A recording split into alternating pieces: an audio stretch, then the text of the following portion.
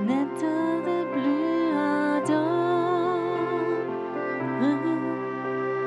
viens, n'état de plus dans ton cœur, viens, tel que tu es ardent, viens.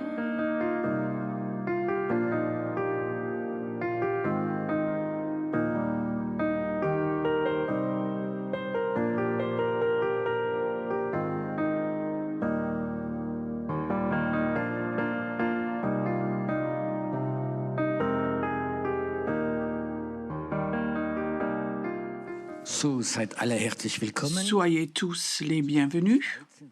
Aussi de Suisse, vous êtes là, ou d'où, peu importe d'où vous venez, soyez les bienvenus. Est-ce qu'il y a des personnes ici qui ont des attentes?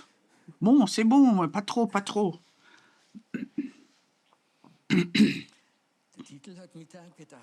Le titre cet après-midi, donc j'ai provoqué faux prophète. Je sais, c'est assez provocatif comme titre, mais je vais commencer. Qu'est-ce que c'est un faux prophète? Je sais beaucoup de chrétiens, quand quelqu'un a prophétisé et il a dit quelque chose qui est faux, alors c'est un faux prophète. Et je dis, non, ça c'est pas un faux prophète. C'est un prophète qui a fait une faute. C'est une différence. Surtout, ceux qui critiquent toujours les prophètes, je veux dire, si un mauvais prophète, un faux prophète était là, tu ne le remarques même pas. C'est quoi un faux prophète? Imagine quelque part, il y a un voyant, un occulte, un voyant, et il a un don très très fort pour prophétiser, pour dire les choses, l'avenir. Et alors il vient occulte et il dit oui, ceci, cela va se passer, toi femme, ça et ça s'est passé. Tout le monde dirait waouh, quel prophète! Et sans doute personne ne le remarquerait. Tu comprends? Parce que ce qu'il a dit est juste, mais ça ne vient pas de Dieu. Et il faut faire attention quand nous disons faux prophète. Cet après-midi, j'aimerais commencer à dire, je ne vais pas vous faire un exposé avec point 1, point 2. Premièrement, je ne sais pas, je n'ai pas le temps. Et c'est pas non plus mon travail, il faut pas, parce que j'ai une révélation de Dieu. Pierrot prêche ce que tu as sur ton cœur, et pendant que tu prêches, l'esprit de révélation vient et donne des révélations aux personnes qui écoutent. Vous comprenez cela? Tu es là? Et je dis peut-être une phrase, tu es là dans la salle, toi, tu es là, et tu dis, waouh, j'ai compris. La phrase n'est pas pour quelqu'un d'autre, pas pour ton voisin, mais pour toi. Je vais vous donner un exemple. Il y a des révélations humaines et du Saint-Esprit. On va commencer avec une révélation humaine. N'essayez pas de rire ou de trouver de qui je parle maintenant. C'est un homme, il est là cet après-midi dans la salle, c'est pas ma faute qu'il est là. Et il y a un certain temps, il est venu me voir, et cet homme, ce frère, il est un peu corpulent. Oui, les hommes, on n'est pas corpulent, on est fort. On n'est pas gros, hein, on est fort, les hommes. Et beaucoup lui ont déjà dit oui, il faudrait maigrir et ceci, cela, mais il n'a pas encore eu la révélation. Et alors maintenant, il y a pas longtemps, il est venu me voir et j'ai dit j'ai déjà perdu quelques kilos, je suis en train de perdre du poids. J'ai dit mais comment ça se fait? Et elle dit tu sais, en vacances, je mangeais avec des enfants aussi. Je crois qu'il y avait un garçon, je crois qu'il avait 5 ans, et il lui a dit tu manges de trop, c'est pour ça que tu es trop gros. Et je disais oui, et puis tu sais, j'ai une révélation que les enfants ne mentent pas. Donc, c'est vraiment une belle révélation. Donc, quelque part, ça peut faire clic de la part d'un enfant. Mais le Saint-Esprit aussi, il révèle. Et il y a déjà, pendant des années, J'essaie avec l'esprit de révélation de travailler avec lui parce que si lui ne le fait pas, j'ai pas la capacité de vous donner des révélations. Il y a des professeurs et d'autres personnes, c'est pas ma tasse de thé. Je fais déjà des séminaires depuis longtemps à l'étranger, 1-2 semaines. Il y a 100, 200, 300 personnes qui viennent et beaucoup de personnes me connaissent de YouTube et viennent. Et souvent, le premier jour, ils viennent me voir et disent « Est-ce que je peux avoir un rendez-vous avec toi ?» Je peux avoir un rendez-vous, j'ai des questions, j'ai beaucoup de choses. Alors, je dis toujours aux personnes « Écoute, après 4-5 jours, si tu as toujours encore des questions, tu peux venir me voir. » Et je peux te dire, le dernier jour, il y a même plus 5 personnes qui viennent. 95 des personnes ne viennent plus. Et parfois, je les demande, alors, tu as ta réponse? Et il dit, oui, pendant que tu as prêché, ou pendant la louange, ou ceci, cela, j'ai eu la réponse de Dieu direct. Vous aimez cela? Ne soyez pas dépendants de personnes prophétiques.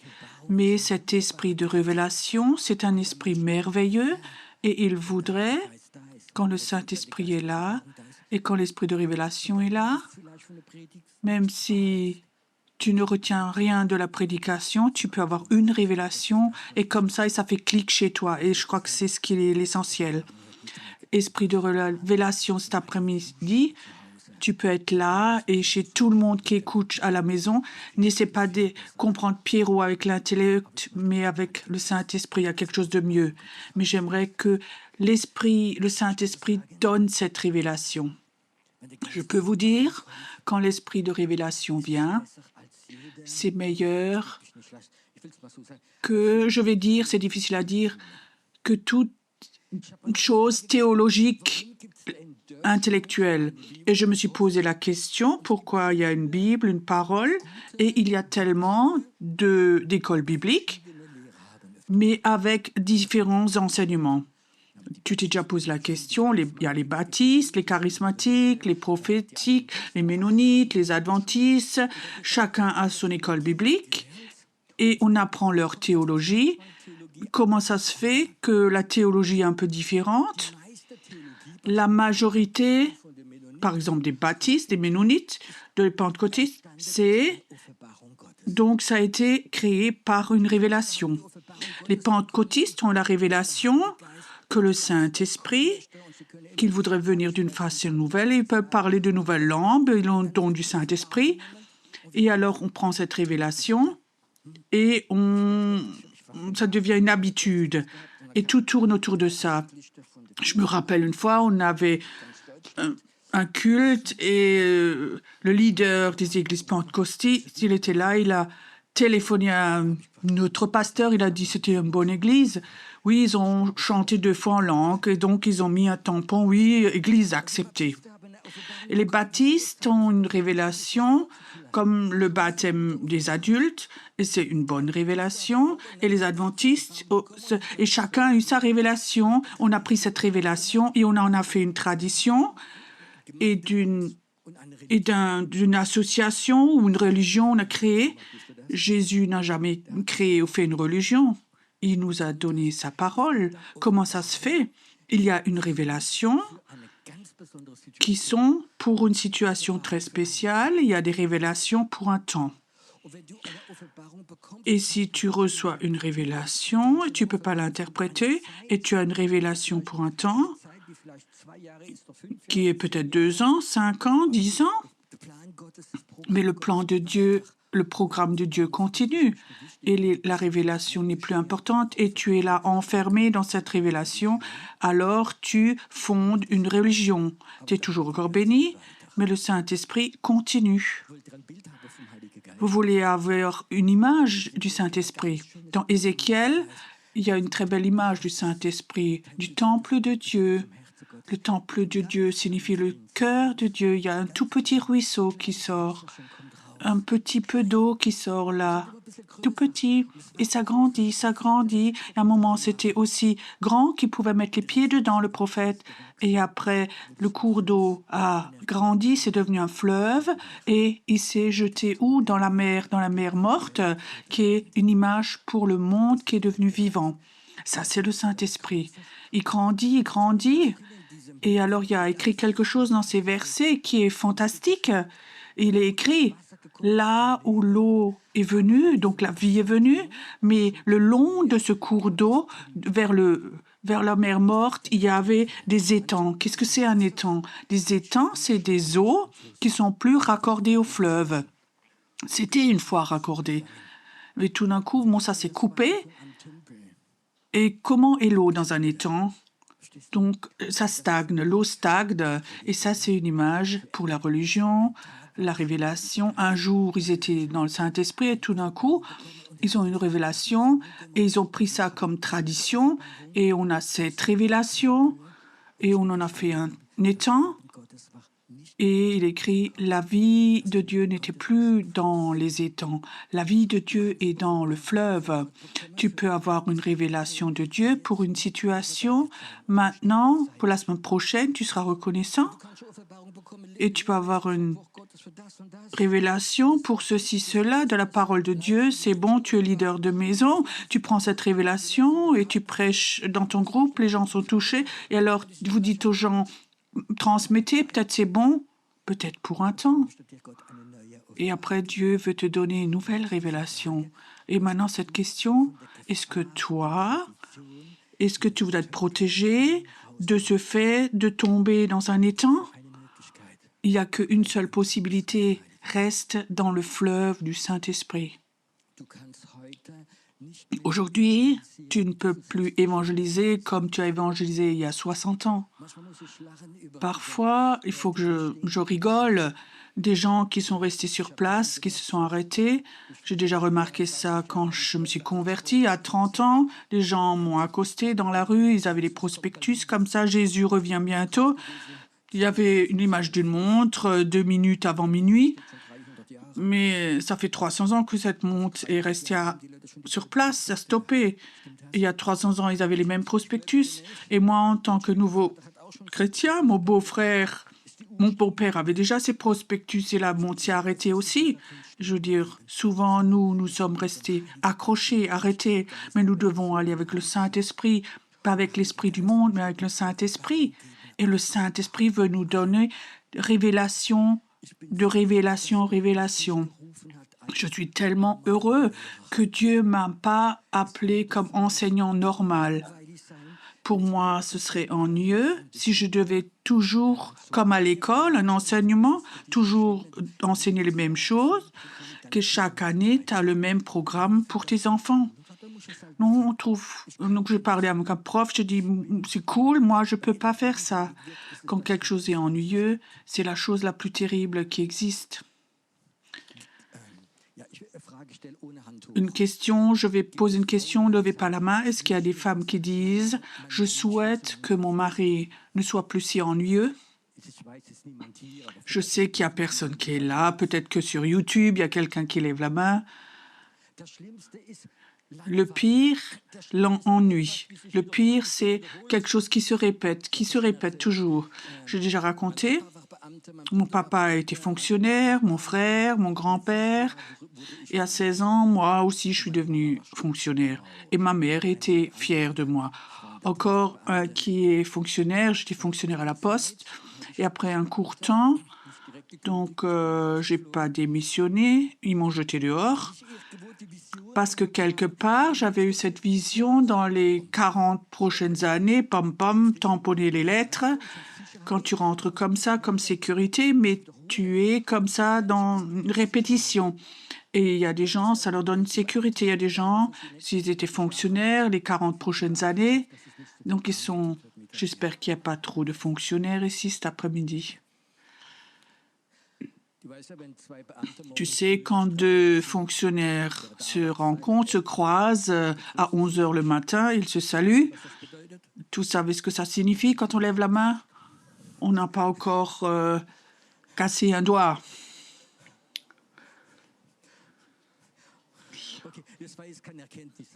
C'était pas une révélation, c'était une blague qui se fatigue pas. Oui, bon, mais je trouve certaines blagues marrantes. Il y avait une fois un fonctionnaire, donc ça, moi je suis désolée. Deux fonctionnaires se rencontrent le matin à 11 heures et ils disent, il y en a un qui dit à l'autre, tu t'arrives pas à dormir non plus.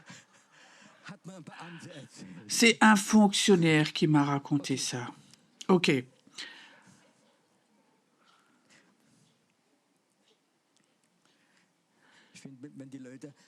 Quand les gens rient, ils peuvent beaucoup mieux recevoir les révélations. C'est quelque chose de naturel.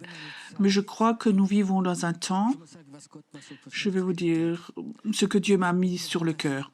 Il me dit, Pierrot, le prophétique qui en ce moment est là, ce n'est qu'un début. Il y a une vague prophétique qui va arriver, qu'on n'a jamais vue. Elle va venir, et ce que vous voyez, ce sont les débuts. Je ne connais aucun prophète. Et je suis dans ce travail, dans ce ministère depuis plusieurs années. On a eu beaucoup d'écoles prophétiques. Je n'ai jamais rencontré de prophète qui m'a dit, Pierrot, je n'ai jamais fait d'erreur. Il y a des gens, ils croient, chaque prophète que j'ai rencontré a fait des fautes, s'est trompé. Quand tu fais un travail pour Dieu, tu fais des erreurs. Mais ça ne signifie pas que tu es un faux prophète. Et je crois que c'est quelque chose qui est très important. J'aimerais enlever ces mensonges, que si tu t'es trompé, que tu n'as plus le droit de dire quoi que ce soit alors. Une femme, je raconte simplement ce qui vient au culte. Je crois que c'était même à Majorque. J'avais dit, j'ai une parole pour toi. Elle était en deuxième, troisième rangée, je ne la connaissais pas. Et je veux te dire, je le dis devant tout le monde, je te donne, Dieu aime que tu parles trop. Alors cette femme se lève et elle crie un cri de victoire, de joie. Et après le culte, je l'ai appelée, je lui ai dit, mais qu'est-ce qui s'est passé? Elle m'a dit, tu sais quoi, j'ai eu un don prophétique de Dieu et je suis dans une église où il ne l'accepte pas, surtout pas de la part de femmes. Il y a 3 semaines, les anciens m'ont appelé et ils m'ont interdit de prophétiser. Toi, avec ta grande bouche, tu parles trop. Ça, c'était la réponse de Dieu. Vous comprenez? Libérer les gens qui ont de nouveau le courage de prophétiser, même s'ils ont fait des erreurs ou quelque chose les a stoppés dans leur vie. Il n'y a aucun prophète qui n'a fait de faute. Mais l'essentiel, quand on fait des fautes, on essaye de dire, quand j'ai fait quelque chose de faux, Seigneur, désolé, même si tu l'as dit, d'aller vers des personnes, peut-être que je me suis trompé, désolé. Ce n'est jamais faux. Ce n'est jamais faux. Et ça signifie que tu as un cœur humble. Si tu as un cœur humble, tu feras des erreurs, tu vas les reconnaître, tu vas les corriger, tu vas recevoir la correction et Dieu t'utilisera toujours encore. Et je crois que c'est l'essentiel. Premièrement, nous ferons tous des erreurs. Ne sois pas trop orgueilleux. Si Dieu a parlé, ne dis pas ça. Non, je me suis trompé. Et chacun d'entre nous va se tromper, mais c'est important de savoir pourquoi. Je sais qu'il y a une fois plusieurs années, j'étais à une inauguration à Speyer et j'étais invité à prêcher. Et là-bas, j'avais une parole prophétique. Je disais, il y a quelqu'un qui est là, tu avais un infarctus et maintenant tu es juste avant, tu as des douleurs au cœur, cette oppression, et Dieu voudrait te libérer de ce danger. Et je disais, c'est une femme. Et personne n'est venu devant. Et alors j'ai encore eu d'autres paroles. Et après le culte, le pasteur est venu me voir. Un homme fantastique de Dieu, il me dit, Pierrot, est-ce que tu acceptes quand on critique un peu ou qu'on te dise quelque chose? Je dis oui. Il dit, tu sais, je le dis parce que je l'ai vu. Quand tu as dit, il y a quelqu'un qui est là avec crise cardiaque et ceci, cela, Derrière, il y a un frère, je le connais, il avait un infarctus il y a quelques mois, il va pas bien, et il s'est levé, il commençait à venir devant, et alors tu as dit c'est une femme. Et alors de nouveau, il est retourné à sa place et personne n'est venu. J'étais vraiment peinée. Il y a quelque chose qui s'est passé que je ne voulais pas. Et je demandais le soir, je suis rentrée chez moi, j'ai dit Dieu, pourquoi? Pourquoi ces choses se passent? Il dit Pierrot, ce que je t'ai dit avec l'infarctus, c'était juste. Mais toi, tu voulais savoir si c'était un homme, une femme. Et peut-être aussi pour impressionner. C'est pour ça que tu t'es trompé. Ça signifie, tu peux avoir une parole prophétique et parfois il y a une tendance, on veut rajouter quelque chose, vous comprenez? Et alors tout peut devenir faux. C'était pas faux. Ce qui était juste était là, mais on a rajouté quelque chose qui a tout cassé. Quand tu as une onction prophétique, n'essaie pas de savoir plus que ce que Dieu veut te montrer. Et ça, c'est très important aussi dans la cure d'âme. Quand Dieu te montre quelque chose, et je remarquais que le Saint-Esprit, pour moi, parfois, il est un gentleman. Il ne veut pas dénuder quelqu'un. Et peut-être qu'il te montre juste certaines choses que tu dis, mais la personne comprend. Et tu n'as pas besoin de dire, Seigneur, j'ai pas compris, j'aimerais que ce soit plus clair, je veux savoir pourquoi, qu'est-ce qui se passe. Tu veux savoir, tu vas attirer de mauvaises choses, des révélations qui ne sont pas de Dieu. Et je crois que c'est tellement important de savoir ce que Dieu te montre, ce que je dis à cette femme, tu as une grande bouche, tu parles trop et Dieu aime cela et pas plus. Peut-être que les autres autour, ils disaient le pasteur, il faut de dire une chose comme ça, mais j'ai que dit ce que j'avais entendu. Par après, j'ai appris, oui, mais je crois que c'est important, n'essaie pas de savoir quelque chose que Dieu veut pas te montrer et surtout n'essaie pas d'attirer ou peut-être pour avoir de la reconnaissance des personnes parce que derrière tout ça, il y a quelqu'un qui s'appelle l'orgueil. Et si c'est comme ça, parfois, Dieu va, quand l'orgueil commence à venir, on ne remarque pas parce que l'orgueil rend aveugle. Cet orgueil vient, on veut toujours plus et plus de dons, et Dieu voit ça, et parfois il t'emmène dans des situations où lui t'humilie de nouveau, ou te rend humble. Et je peux te dire, c'est dangereux. Peut-être que vous avez appris, il y a plusieurs années, il y a 2 ou 3 grands mouvements. Il y en avait un qui était en 1999. Certains se rappellent peut-être ou certains pas. Donc, il y avait l'année 2000 qui arrivait. Beaucoup de prophètes avaient prophétisé que tous les ordinateurs vont avoir un crash, vont avoir une panne informatique. On ne pourra plus chercher d'argent à la banque, on ne pourra plus voyager, on ne pourra rien acheter. Remplissez vos caves avec de l'eau, de la nourriture et plein de choses. Et beaucoup de chrétiens avaient fait cela. Je me rappelle encore que quelqu'un était venu d'une église et voudrait distribuer une liste de tout ce qu'il faut avoir. Et avec amour, je l'ai jeté dehors. Je savais que ce ne venait pas de Dieu, ces choses. Et rien n'arrivera. C'est un mensonge.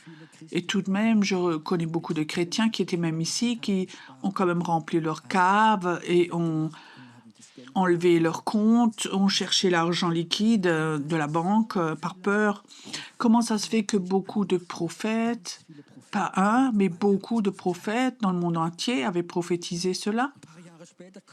Plusieurs années après, Trump, donc le président, au premier tour, donc 4 ans, il avait perdu et beaucoup de gens ont dit non, il va gagner. Beaucoup de prophètes ont dit non, il va tout de suite être réélu. Et tu sais, c'était faux, bien que beaucoup de prophètes, des grands prophètes, se sont trompés. Pourquoi? Alors Dieu m'a montré quelque chose. Il y a plusieurs années, j'étais invitée à Grenoble, c'était en France, il y avait une conférence pour les apôtres et les prophètes. Je me rappelais même plus, j'avais une invitation. Je suis allée là-bas. Il y avait 600, 800 personnes. Il n'y avait que 2 personnes d'Allemagne. C'était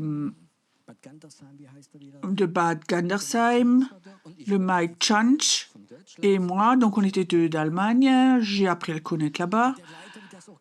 Et ce leader qui avait organisé cela, c'était un apôtre, un homme de Dieu formidable. Il avait fondé plus de 60 églises en Afrique, un homme de Dieu très fort. Il est devenu malade, bien qu'il n'était pas vieux, il n'avait même pas 60 ans, il était malade. Il n'allait pas très bien. Il prêchait, il servait. Et cet homme était beaucoup aimé en France. Et alors, quand je suis arrivée à Grenoble, en France, il y a à cette époque, 5 ou 6 prophètes qui étaient reconnus en tant que prophètes à cette époque. Pas chacun qui a prophétisé une fois est prophète. Et il était très connu. Et 3 de ceux-là venaient me voir. Il dit, Pierrot, t'as entendu d'Allemagne, sois bienvenu au milieu de nous. C'était un bon sentiment que tu connais personne et les gens viennent t'accueillir. Et après la louange, le deuxième jour, on avait une formidable présence de Dieu. Un des prophètes, très connu, allait devant. Il commençait à prophétiser sur cet apôtre malade. Dieu veut te guérir. Tu utilisais, il prophétise. Et tout le monde dans la salle, Alléluia, Alléluia, il se réjouissait. Et il y a un deuxième prophète qui vient, il prophétise presque la même chose, il prophétise la guérison et plein de choses.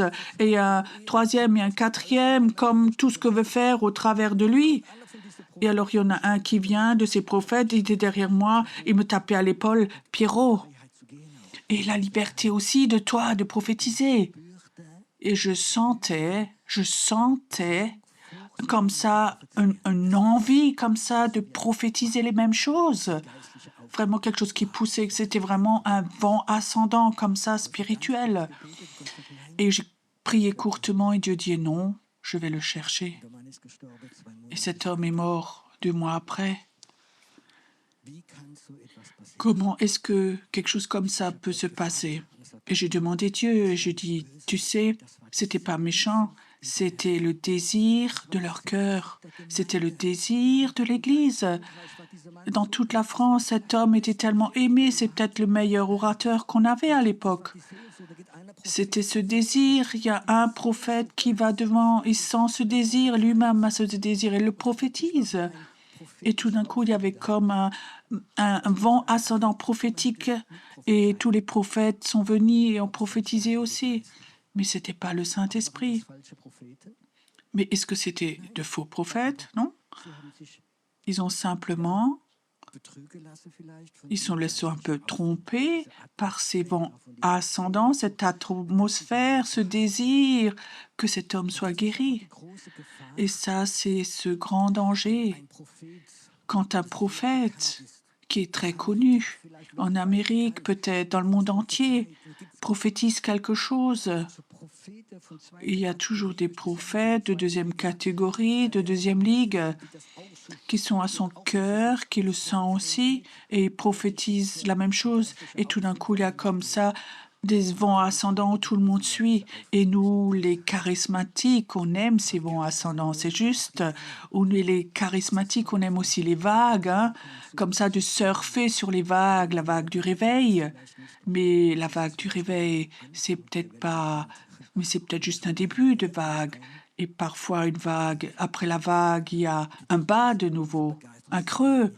Et dans ce creux, on voit rien. Quand tu es en haut sur la vague, tu es là en haut et tu penses qu'il y a la prochaine vague, mais il y a un creux, tu retournes en bas. Et je crois ce qui est important aussi, un prophète a un don prophétique, une sensibilité prophétique, elle est importante. Et si une vague comme ça vient, et quand les tendances viennent, et tout le monde surfe sur cette vague, il n'y a pas beaucoup de personnes qui disent « je ne veux pas me laisser enthousiasmer par cette vague, mais je veux l'éprouver ». Et je peux te dire, il y a malheureusement peu de personnes parce qu'on est dans un souhait, une euphorie, tu comprends, du réveil, de plein de choses. Et ce sont même les plans de Dieu. mais ce n'est pas le temps de Dieu. Et alors, si la vague se rompt et tout le monde est dans le trou, on voit plus encore le trou. Il y a beaucoup de gens aussi qui perdent leur foi dans ces moments-là parce qu'ils ont cru et que c'est tombé. Ça s'est arrêté. La vraie foi, ce n'est pas plus haut sur la vague que dans la vague, dans le creux. Nous tous, surtout les gens prophétiques, nous allons avoir des temps où nous serons tout là en haut.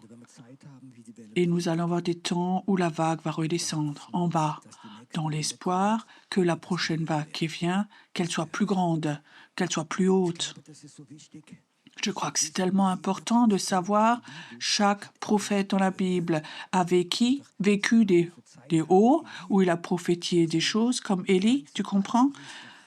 Tous ces Baals prêtres avaient perdu. 2 jours après, il était dans le désert, il voulait mourir. Tu comprends? Une vague en haut et la vague en bas. Et le don prophétique ne doit pas être dépendant de tes sentiments. Dieu m'a parfois utilisé prophétiquement où je pensais, je veux rien entendre, je veux rester chez moi, regarder la télé, rien faire. Et ça, c'est les moments où Dieu parfois a parlé prophétiquement pour d'autres personnes. Et je peux te dire, c'est terrible pour ta chair. Je vous raconte un exemple, j'ai déjà raconté ici. Il y a plusieurs années, au début, parfois les vagues étaient très profondes en fonction de ma vie ou des situations. Il y avait un jour où je n'avais pas de relation avec Dieu vécue. Je savais que Dieu existe, qu'il m'aime, mais je ne sentais rien du tout. Et je sentais la dépression, le rejet. Je sais que vous ne connaissez pas tout ça. Mais j'étais vraiment au fond du trou ce jour-là. J'étais chez moi à la maison. Mon épouse, je crois qu'elle est partie un jour. J'étais tellement heureux d'être tout seul. Je pensais juste à une chose, canapé, allumer la télé, tout oublier, tout est enlevé. Et j'ai oublié quelque chose, d'éteindre le téléphone. Et alors, le téléphone sonne 2 fois, 3 fois, 4 fois, 5 fois. Et ça va s'arrêter. Non, ça s'est pas arrêté. Alors j'ai décroché. J'entends une voix que je ne connais pas d'une vieille dame. Ah, allô, Pierre, Monsieur Pierre, fait. Je veux dire non, je veux raccrocher, mais vous voyez. Je disais oui, qu'est-ce qu'il y a? Alors elle raconte. J'ai mal au cœur, j'ai problème avec les reins, j'ai avec les yeux, c'est terrible. Elle me raconte tout. Et alors j'ai dit comment je me débarrasse de la dame maintenant. Alors j'ai dit, sœur, je prie maintenant pour toi. Et j'ai prié tout court et j'ai raccroché. Dieu te bénisse. Tac. Et j'ai arraché le câble du téléphone. 15 jours après, cette femme vient me voir et elle me dit que tout ce qu'elle m'avait raconté était guéri, ces 3 choses. Ça n'avait rien à voir avec ma foi. J'étais au fond du trou. Et là, Dieu m'a utilisé. Tu n'es pas prophète parce que tu vas bien. Tu es prophète parce que tu vas mal. Beaucoup de ces prophètes, Ézéchiel, étaient en captivité par le peuple, si vous le connaissez. Ézéchiel est le long du fleuve, en captivité, des milliers de kilomètres de la maison. Et il est là, il pleure, il est brisé. Tout le peuple est en captivité. Le peuple de Dieu est en captivité, tu comprends? Et à ce moment, il a une rencontre avec son Dieu. Quand les prophètes, cette onction prophétique qui la confondent avec les sentiments, Dieu ne pourra pas l'utiliser en tant que prophète et Dieu va te tester. Dieu va tester chacun qui veut rentrer dans le prophétique. Est-ce que tu as un cœur humble?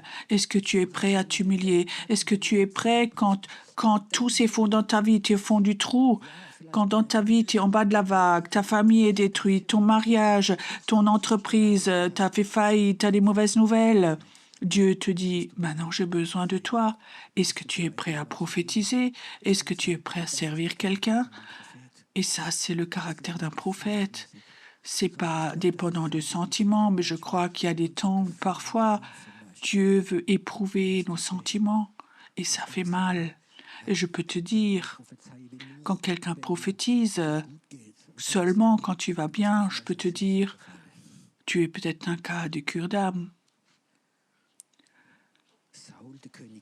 Saül, le roi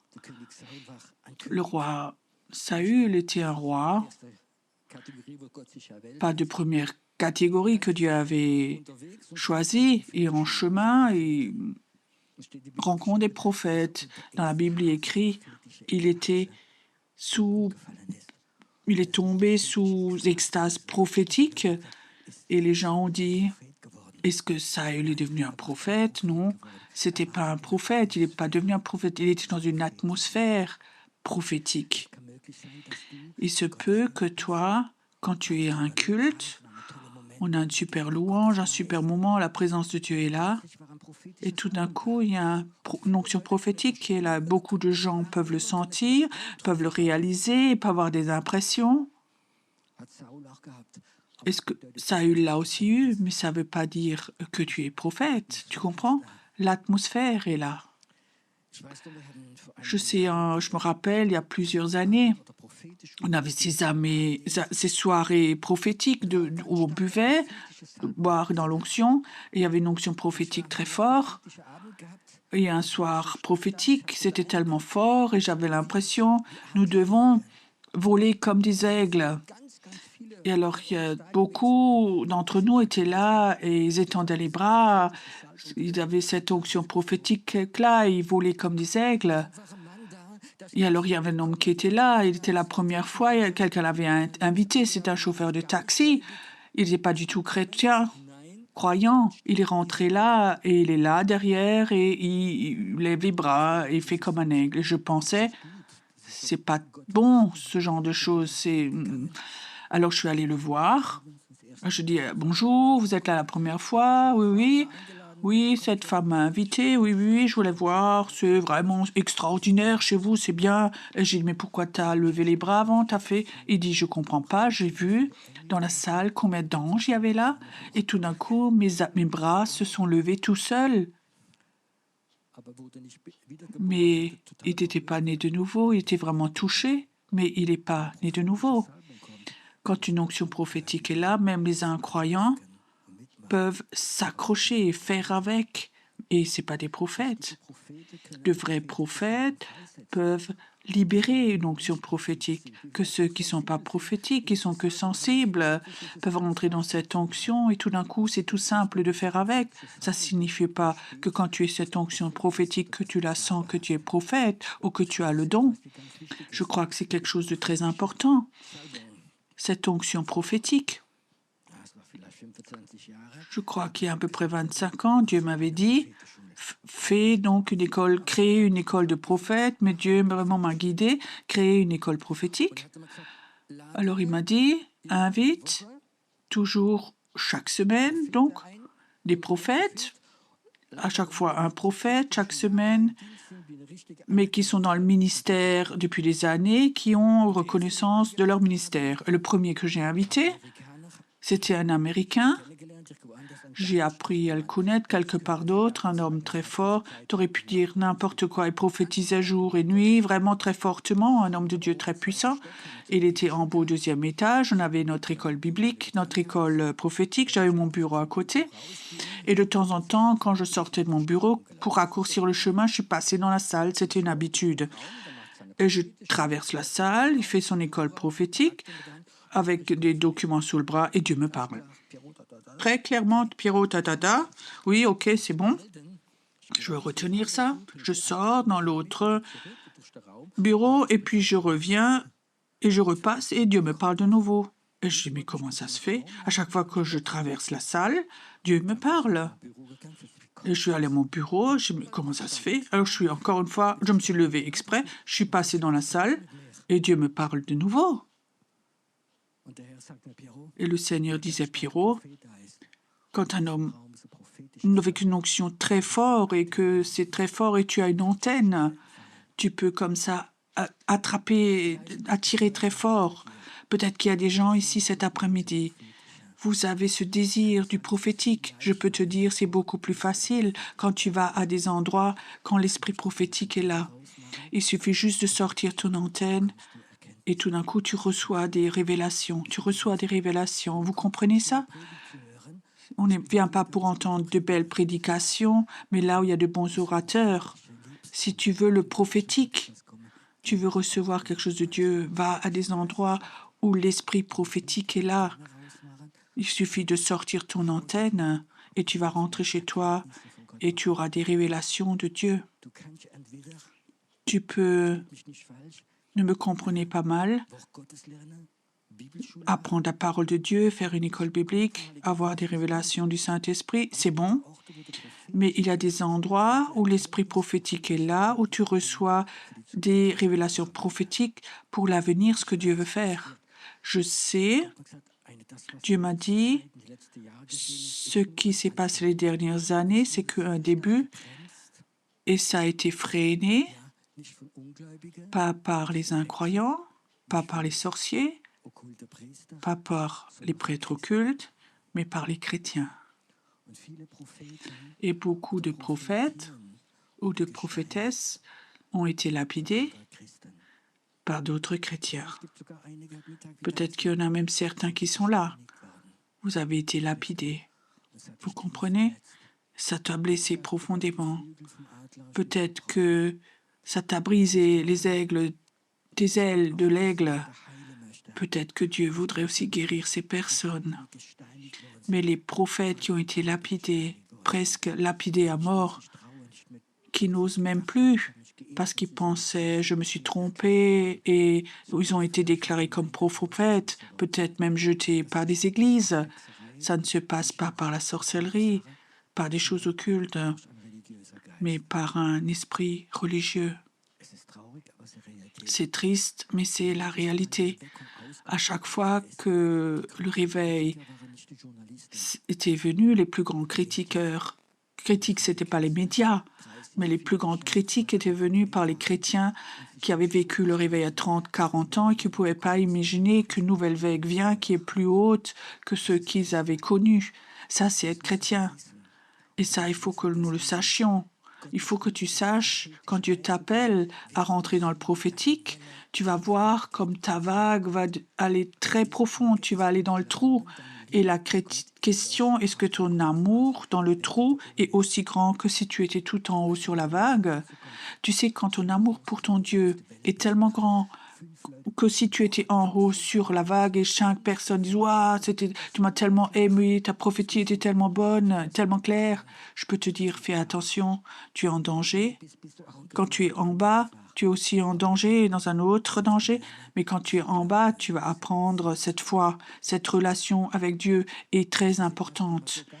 C'est quelque chose que j'ai sur le cœur qui est très important. Cette relation avec Dieu doit être aussi grande en bas qu'en haut. Je veux te dire, imagine dans notre église, il y aurait un jeune prophète, une jeune prophétesse commence vraiment à être prophétique et prophétiser très clairement et Dieu a dit et faire ces choses-là. Et maintenant, des gens viennent de l'église et se réjouissent et ils pensent bien faire et ils le font beaucoup de compliments. Ces compliments, est-ce que c'est une bénédiction ou l'inverse?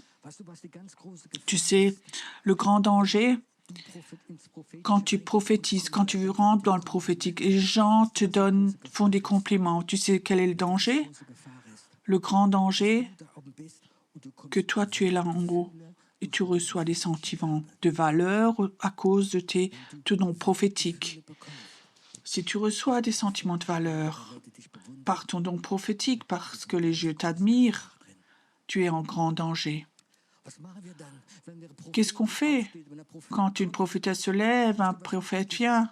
L'essentiel, c'est aime la personne, n'aime pas le don. Quand les gens t'aiment à cause de ton don, tu es en danger.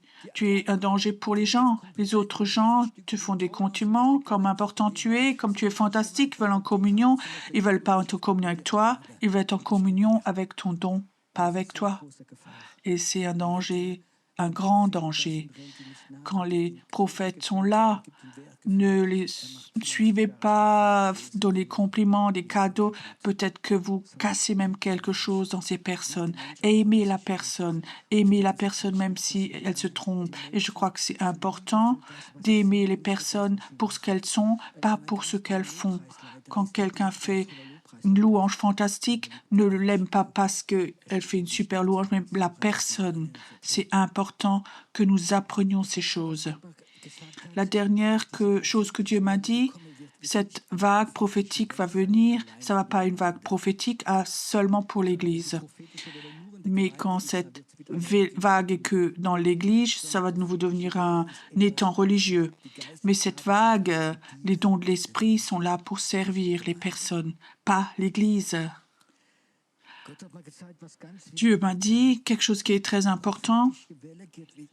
La vague prophétique va aller dans le monde des affaires, dans les entreprises. Dieu m'a dit, il y avait des hommes d'affaires qui vont être des prophètes et ils vont faire leurs affaires avec le prophétique. Dieu dit achète ou achète pas, investis ou investis pas, fais ceci, cela, embauche cette personne ou pas. Ils vont savoir très clairement de Dieu et ils vont avoir du succès. Et je peux te dire qu'en ce moment, les hommes d'affaires n'ont pas plus de succès, les chrétiens, que les pas chrétiens. Et les autres, souvent, sont en contact avec des sources occultes. Ici, à l'église, on avait un homme, il avait une entreprise avec 40-50 personnes. C'était pas le chef, mais le directeur. Mais une femme, la propriétaire, elle a dit, je vous envoie quelqu'un pour vous conseiller. Oui, il a envoyé quelqu'un. Et cette personne, c'était une personne très occulte. C'était donc une conseillère. Et elle a demandé que tout le personnel soit béni ou soit touché par cette personne. Et 2 personnes ne le voulaient pas parce qu'ils ont remarqué que cette personne avait une aura comme ça, occulte, et elle avait vraiment imposé les mains sur les gens. J'étais choquée et fâchée sur le moment. Imaginez maintenant, nous aurions des prophètes qui iraient dans les entreprises et dire j'aimerais être un conseiller prophétique pour ton entreprise, pour ton personnel, pour tout. Bénir les gens. On prendrait cette place. Est-ce que ce ne serait pas une bonne chose pour nous? Nous devons arrêter de nous cacher dans les églises et dans les groupes chrétiens. Ce que Dieu nous a donné, il faut l'emmener dehors et montrer aux personnes. Ça vaut la peine d'aller avec Dieu. Ça vaut la peine de faire confiance à Dieu. Un temps est là maintenant. J'ai peur de ces étangs, de cette mentalité d'étang. Nous, le petit club, on est satisfait, on est heureux. Je veux pas avoir une église d'étang. Je veux pas aller dans une église étang. Ça sent mauvais. Mais j'aimerais être là où il y a une eau fraîche.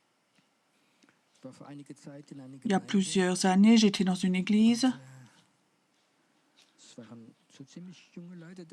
Il y avait des jeunes gens de 30, 50 ans. Et un matin, Dieu me parle, il me dit, Pierrot, tu vas que prier pour les hommes. C'était pas forcément des hommes qui avaient l'air très pieux comme ça, mais l'esprit a coulé. Et ce matin, j'ai sans doute, donc je suis passée dans la salle, j'ai prié pour les hommes. Si tu les avais vus dans la rue, tu n'aurais pas pensé que c'était des chrétiens. Mais l'Esprit de Dieu était tellement fort et je voyais des hommes où j'aurais jamais soupçonné que comme les enfants, ils ont pleuré là, ils se sont effondrés, ils ont encore pleuré là. Et Dieu m'a encore montré quelqu'un. Et j'ai pensé, mais ça pourrait être un souteneur, les bras croisés, les grosses lunettes. Et Dieu dit, va vers lui. Je l'ai à peine touché, il s'effondre et il pleure. Qu'est-ce que c'est ça? C'est cette eau fraîche.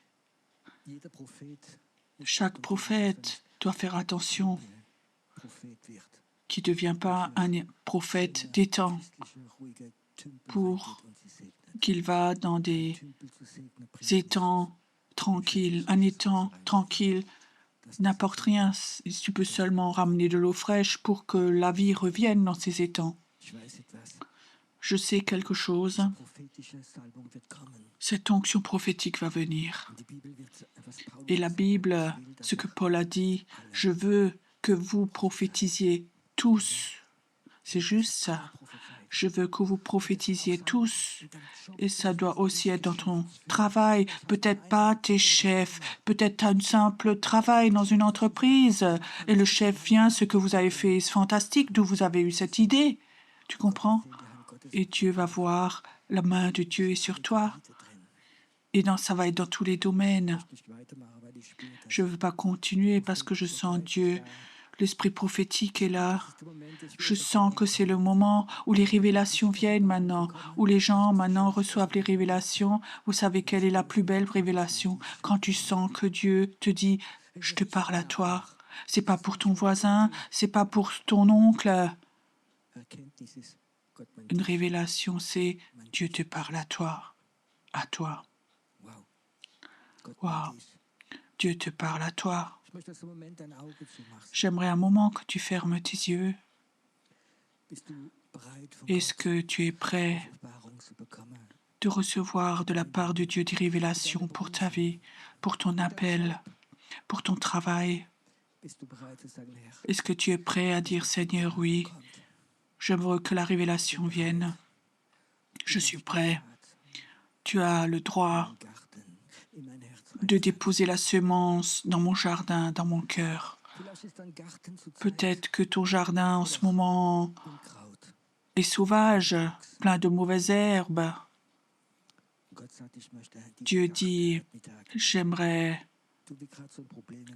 toi qui as tellement de problèmes, j'aimerais te donner de la semence dans ton jardin, une semence prophétique. Là où pendant des années peut-être, tu as fait des activités et tu n'as pas eu de succès. Et Dieu dit, moi, cet après-midi, je veux te donner la révélation qu'une semence, cette semence maintenant, je veux la poser en toi. Aussi toi, chez toi, à la maison, prends cette semence. Prends cette semence maintenant. Prends-la. Je ne sais pas pourquoi, mais inspirez voir profondément.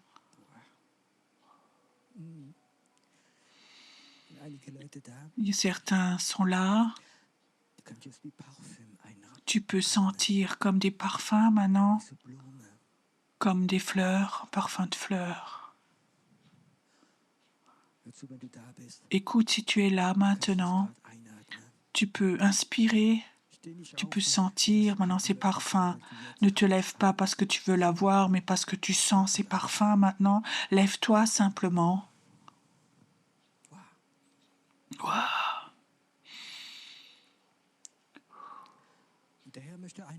Et le Seigneur voudrait dire à certains d'entre vous,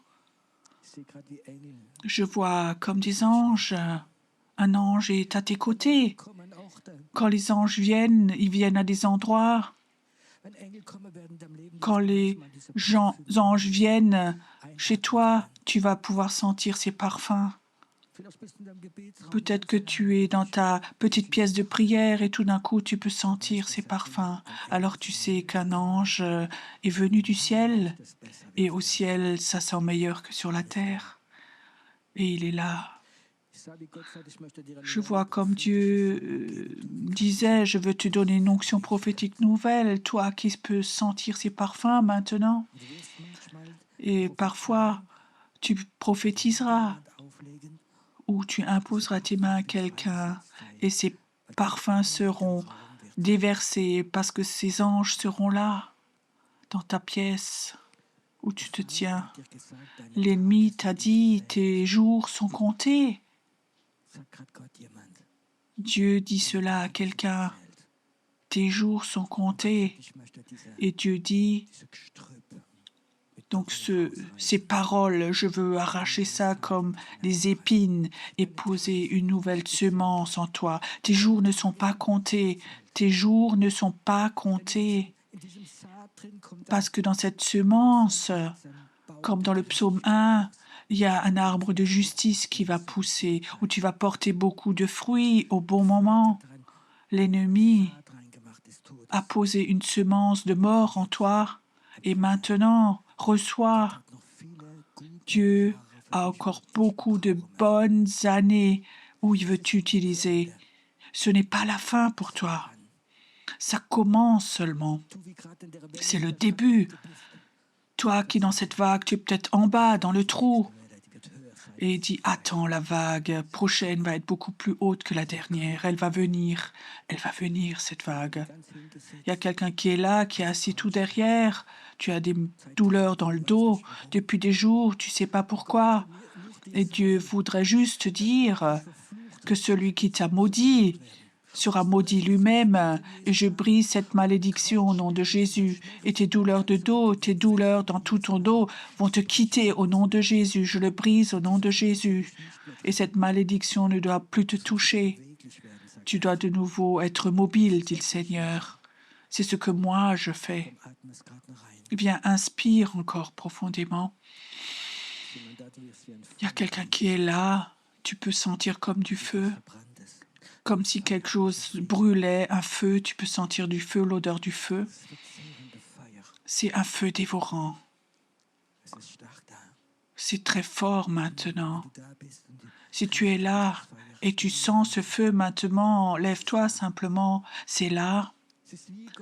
C'est comme si Dieu disait, comme il a dit à Moïse, enlève tes chaussures parce que là où tu te tiens est un lieu saint. Et je vais t'utiliser comme un Moïse. Je vais t'utiliser comme un Moïse. Tu vas aller de nouveaux chemins, des chemins que tu ne connais pas, que tu ne soupçonnes pas. Tu auras de nouveaux chemins devant toi. Tu seras comme un Moïse et tu vas diriger mon peuple dans la liberté. Et l'esprit de mort va s'arrêter dans ta vie, à oppresser ta vie, dit le Seigneur. L'esprit de mort, dit le Seigneur, dis stop. Dis stop. Ayons un moment maintenant où dans le prophétique nous adorons notre Dieu encore, où Dieu peut encore te parler. Sois libre pour adorer, pour aimer Dieu.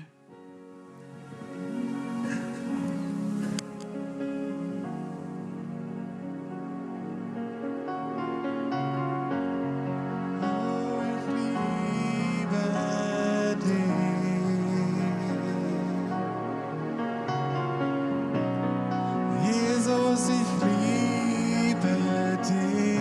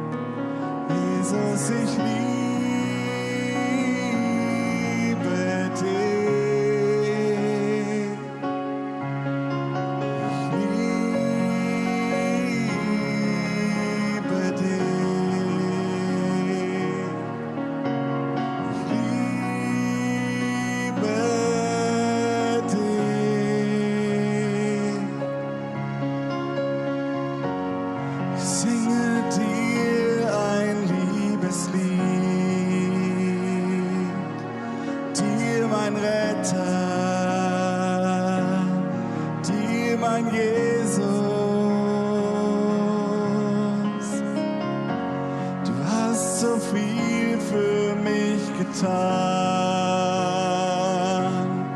mein Erlöser, kostbarer Jesus. Mein Herz ist froh, denn du nennst mich ganz dein.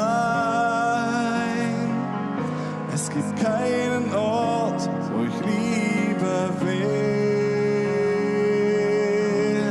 als in deinem liebenden Arm. In deinem liebenden Arm. Als in deinem liebenden Arm, in deinem liebenden Arm, du hältst mich fest, ganz nah bei dir, in deinem Arm.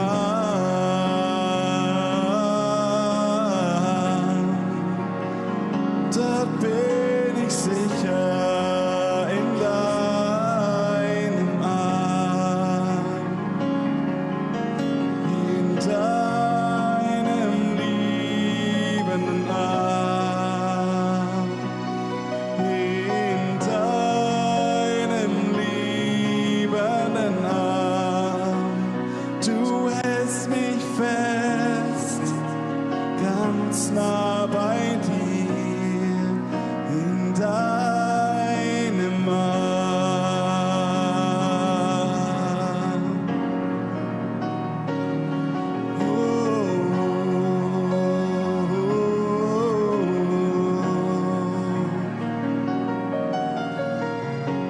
Ich singe dir ein Liebeslied,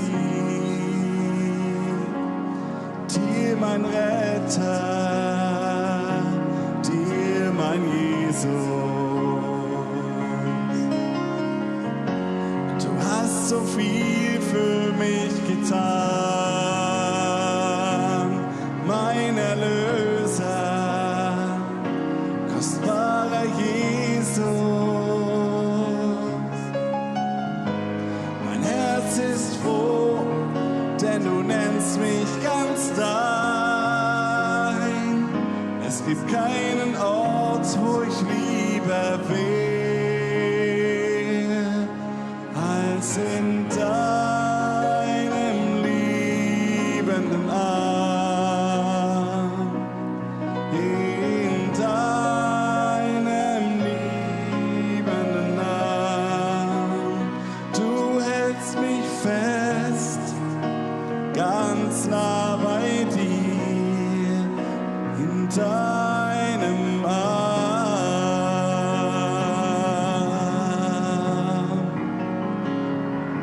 Oh, oh,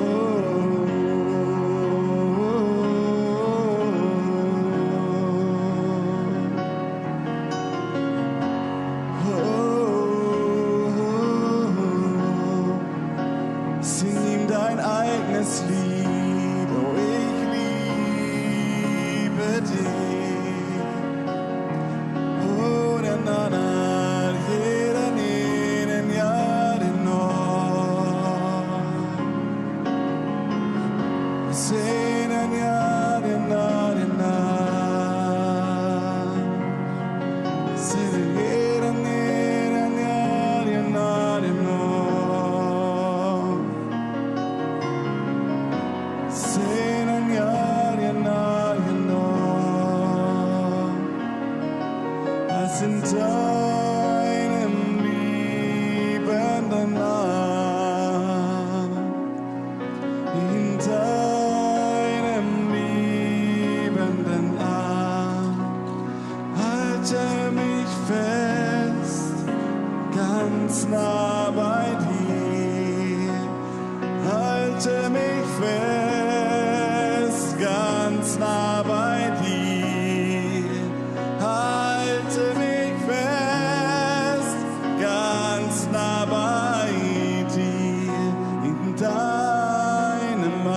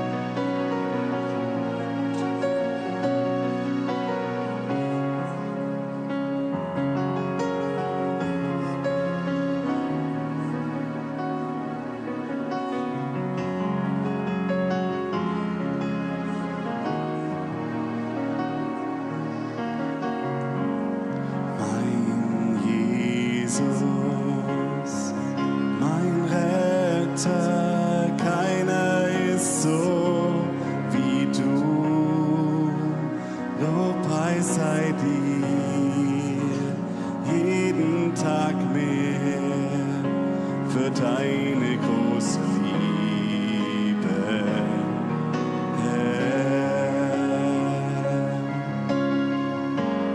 Mein Tröster, mein Helfer, du bist mir Zuflucht und Kraft. Alles in mir beugt sich vor dir. Du bist hoch erhoben, Herr.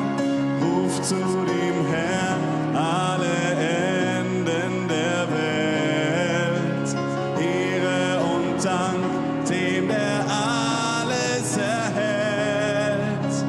Himmel und Erde erhebt ihn und singt, wenn sein Name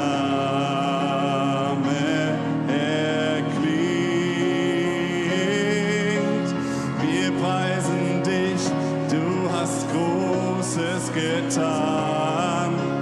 Wir kommen vor dich und beten dich an. Sei dir Herr, du bist unvergleichlich gut.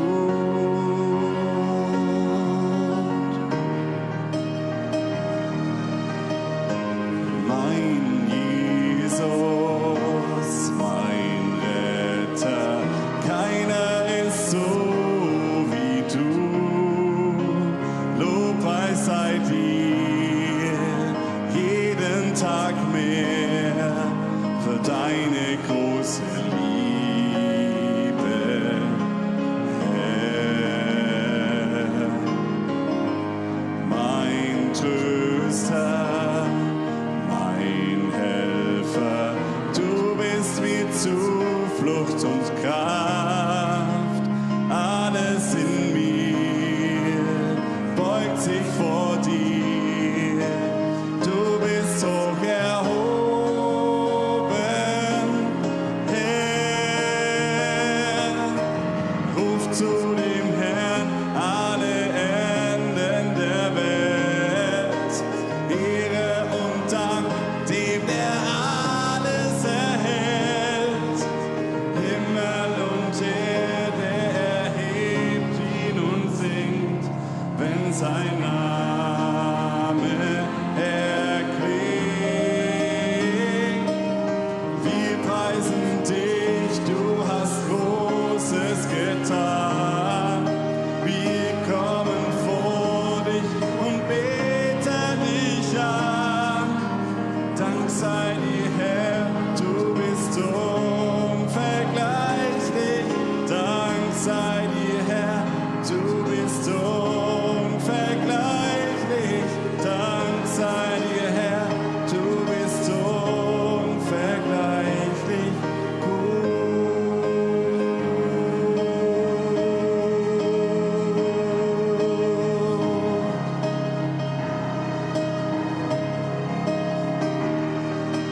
Ruf zu dem Herrn alle Enden der Welt. Ehre und Dank dem, der alles erhält.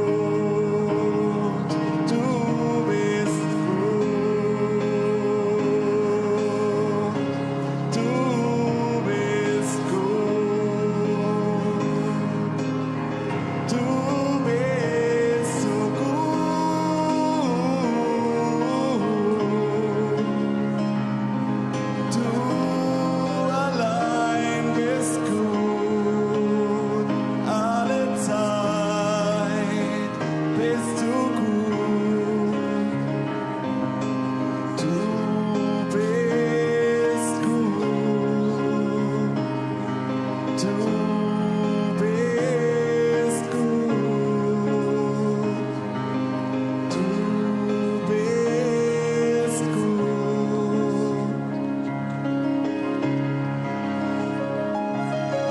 Ruft zu dem Herrn alle Enden der Welt. Ehre und Dank dem, der alles erhält. Himmel und Erde erhebt ihn und singt, wenn sein Name erklingt. Wir preisen dich, du hast Großes getan. Wir kommen vor dich und beten dich an. Dank sei dir, Herr, du bist so unvergleichlich gut.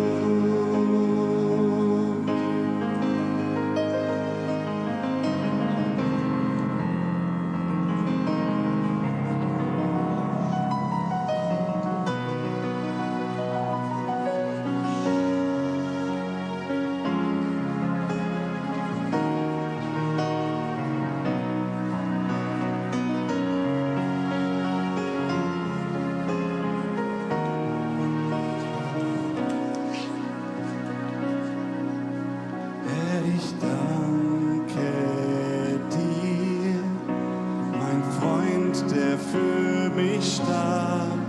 Du hast mich gesucht, als ich verloren war. Als du mich fandst, war ich zerbrochen von Sünde und Schuld. In deinem Blick sah ich die Liebe, die alles vergibt. Die Kraft vom Kreuz hat mich befreit. Die Kraft vom Kreuz hat mich neu gemacht. Es war Jesu errettende Hand, die mich griff, als ich beinahe versank. Die Kraft vom Kreuz hat mich befreit. Die Kraft vom Kreuz hat mich befreit. Kraft vom Kreuz hat mich neu gemacht. Es war Jesu errettende Hand, die mich griff, als ich beinahe versank.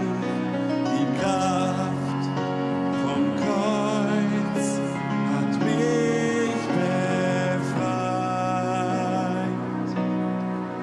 Herr, ich danke dir, mein Freund, der für mich starb. Du hast mich gesucht, als ich verloren war. Als du mich fandst, war ich zerbrochen von Sünde und Schuld. In deinem Blick sah ich die Liebe, die alles vergibt. Die Kraft vom Kreuz hat mich befreit. Die Kraft vom Kreuz hat mich neu gemacht. Es war Jesu errettende Hand, die mich griff, als ich beinahe versank. Die Kraft vom Kreuz hat mich befreit. Einst war ich blind, jetzt kann ich sehen. Einst war ich tot, du gabst mir Leben. Ich war verloren, doch deine Gnade hat mich nach Hause geführt. Einst angeklagt, jetzt freigesprochen. Früher dein Feind, jetzt Kind des Höchsten. Ich war verloren, doch deine Gnade hat mich nach Hause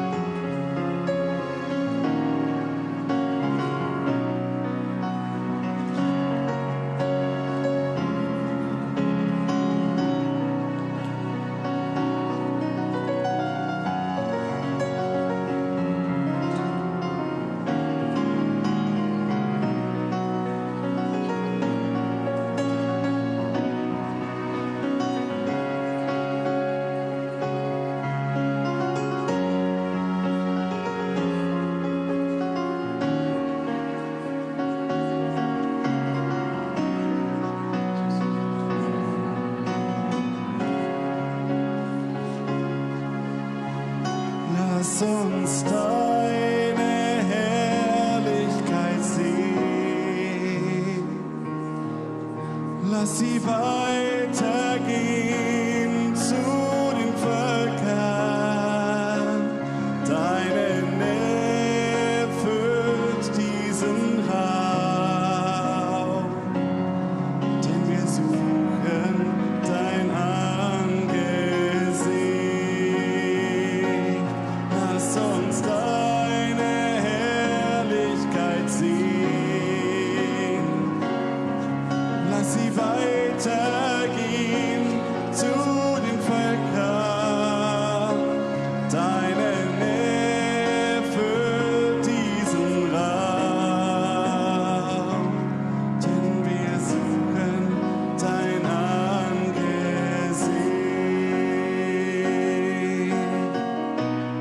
Vater, alle Schöpfung zeig deinen göttlichen Plan. Dein Volk, das du dir erwählt hast, lass es aufstehen im Land. Die ganze Schöpfung sehnt sich, dass du dich zeigst in deiner Macht. Gieß deine Salbung auf uns. Lass dies die Stunde sein. Lass uns deine Herrlichkeit sehen. Lass sie weitergehen zu den Völkern. Deine Nähe füllt diesen Raum, denn wir suchen dein Angesicht.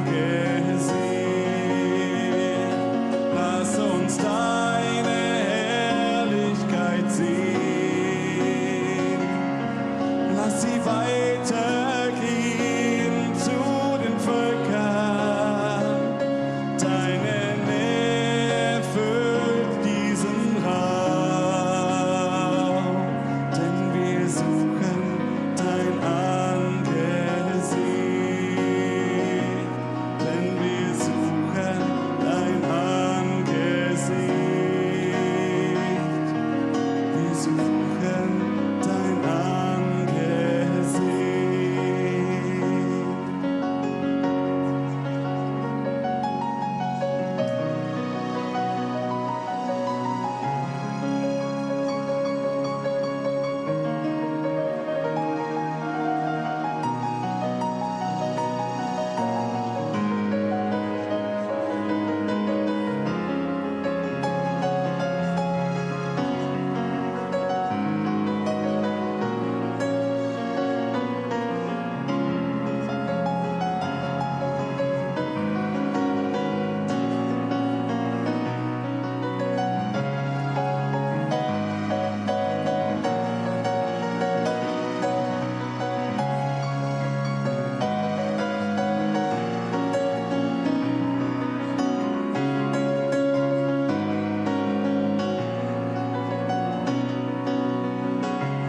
Lass uns deine Herrlichkeit sehen. Lass sie weitergehen zu den Völkern.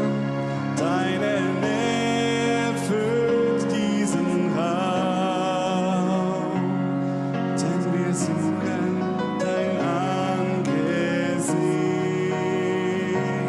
Denn wir suchen dein Angesicht.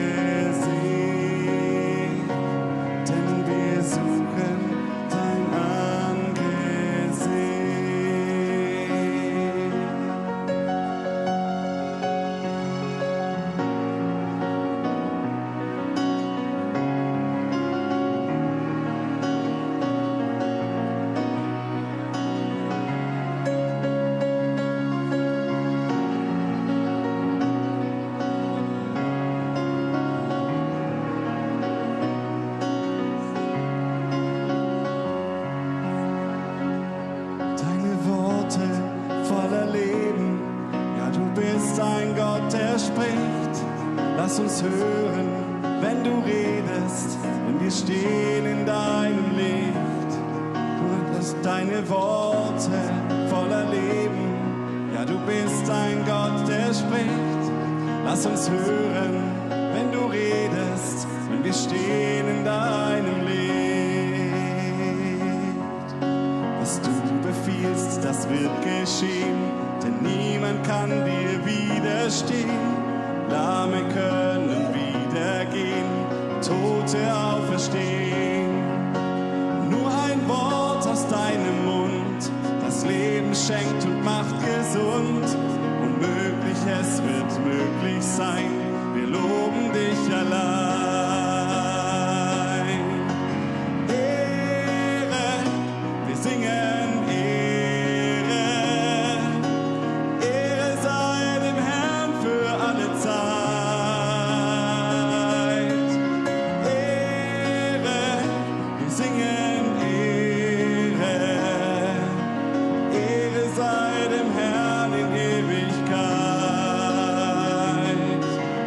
Ehre, wir singen Ehre. Ehre sei dem Herrn für alle Zeit. Ehre, wir singen Ehre.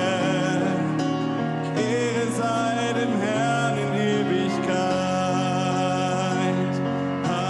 Halleluja, preis ihn, der mir Freiheit gab.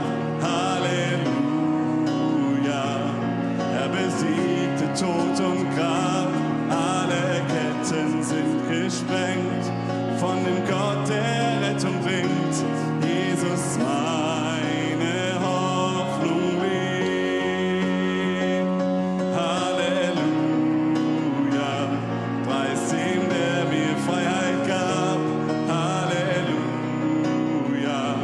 er besiegte Tod und Grab. Alle Ketten sind gesprengt von dem Gott, der Rettung bringt. Jesus, meine Hoffnung lebt. Was du befiehlst, das wird geschehen, denn niemand kann dir widerstehen. Lahme können wieder gehen und Tote auferstehen.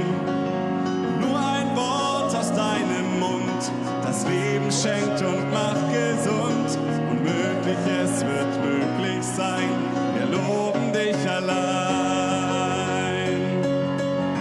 Ehre, wir singen Ehre. Ehre sei dem Herrn für alle Zeit. Ehre, wir singen Ehre. Ehre sei dem Herrn in Ewigkeit. Ehre, wir singen Ehre. Ehre sei dem Herrn für alle Zeit. Ehre, wir singen Ehre. Ehre sei